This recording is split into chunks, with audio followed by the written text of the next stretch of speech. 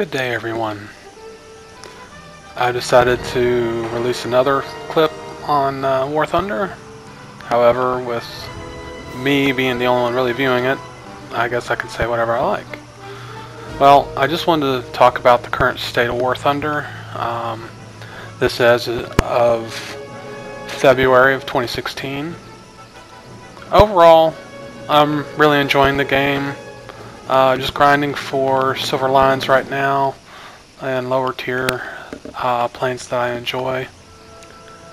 The one thing I did want to talk about is the current, boosting system. Like you get the random trophies for everyday login. I'm up to 50 some days straight now, and the rewards still seem to be not much better than day one. And also I kind of miss the old 2x system, mostly because basically that encouraged me to play different nations.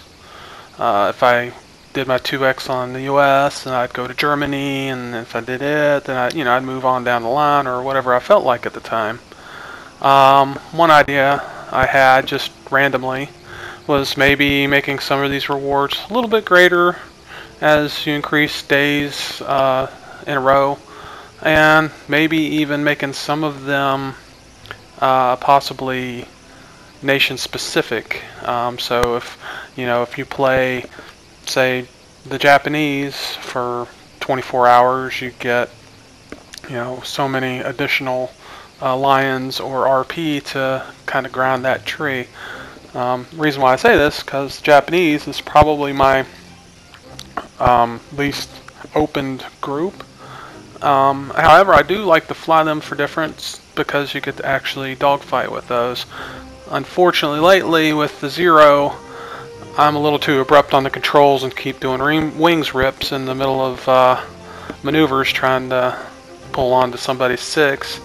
That is quite annoying, but it's probably pretty realistic too. So that leads into my next point, is the realism. I do play War Thunder for the realistic aspect, and at times it can be a little too realistic. An example is bombers in realistic mode, as you're going to see in this clip, is we had a well-formed squad this time, which is kind of rare, of B-25s. That was really fun, even though I knew the probability of us dying was pretty darn high, especially against the Germans. Those cannons tend to really just take off wings real easy. Again, probably realistic. So I have no complaints there. The complaint I do have, and as all the YouTubers have, is American teams don't climb. Now, I'm okay with P400s and P40s and the earlier low altitude planes, maybe staying at 10,000 for medium cover or something like that for the bombers. That just makes sense. However, the P-47s, P-51s, Corsairs, you name it, they need to get in the upper stratosphere to fend off these German attackers, or at least draw them away from the bombers. And then the bombers could be used to draw the enemy team down, and so you could pounce on them. Just do your boom and zooms, take them out. I don't mind getting blown out of the sky if I have someone actually covering me. So that's kind of my gripe. It's more of the player base right now than War Thunder itself. However, there is a complaint I've had with War Thunder since day one. Of course, I've been playing for almost 2 years now. I love the game. I love World War II fighters. There's nothing that can touch this, especially on the console. But what really gets me here is their statement that they want to still make it to where an individual player can, you know, swing the tide of a match.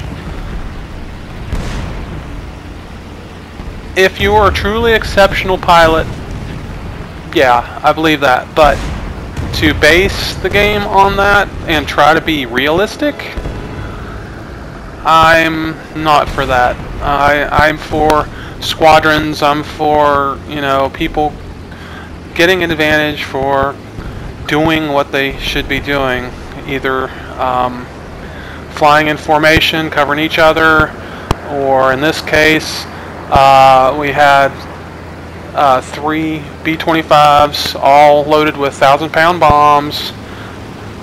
We called out our targets, and we took out all 3 bases simultaneously. And it still gave the Germans plenty of opportunity to come back, because we'd have to come back, wait for the base to get captured, and reload, rearm to go for the airfield. There's nothing overpowered about that for the bombers.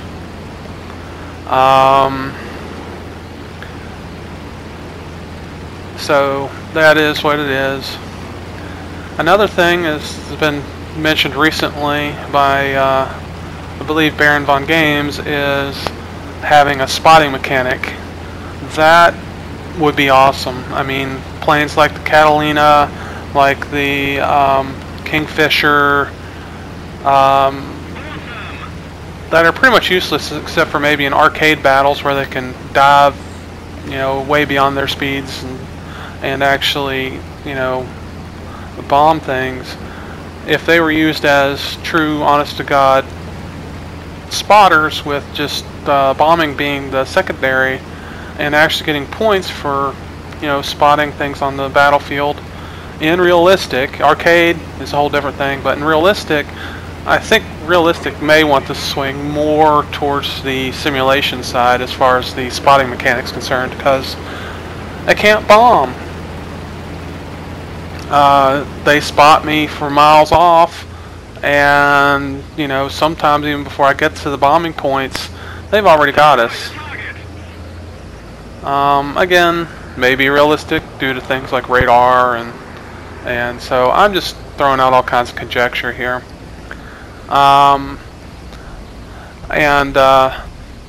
You know, everybody complained, wanted anti-aircraft nerfed. That one is another one I kind of disagree with. If you make a pass on something and make continual passes, the gunners are going to be able to zero in and kill you. I mean, that's all there is to it. Maybe on a first strike, have them off a little bit, but then if you continue to be over the area, probability of getting hit be higher. Alright, and one of the other things, everybody's complaining about the battle rating system, and basically game, you know, the matchmaker. In missions where there's a high concentration of vehicles available, I haven't been seeing many problems with it. But as you get in the higher tiers where there's less and less players, the urge to get people into matches or putting planes, you know, not even in the same era together, and that kind of irritates me. There are some planes that were really awesome in certain eras, and if people choose to play those planes, that's their, you know, prerogative. And if there's going to be always somebody that's going to play the underdog, like myself, so there'll always be targets. And I'm usually in a hurry to play, but about, you know, 5-minute wait time is fine, and I usually get in a match before that. So I don't have a solution for the battle rating system. I do know that they need to separate ground forces from air forces, because the B-25 at a battle rating 4.0 and realistic is kind of ridiculous. I'm frustrated, as you can tell, about the B-25 situation. Used to be a clubber, I admit it, but now it's pretty much impotent.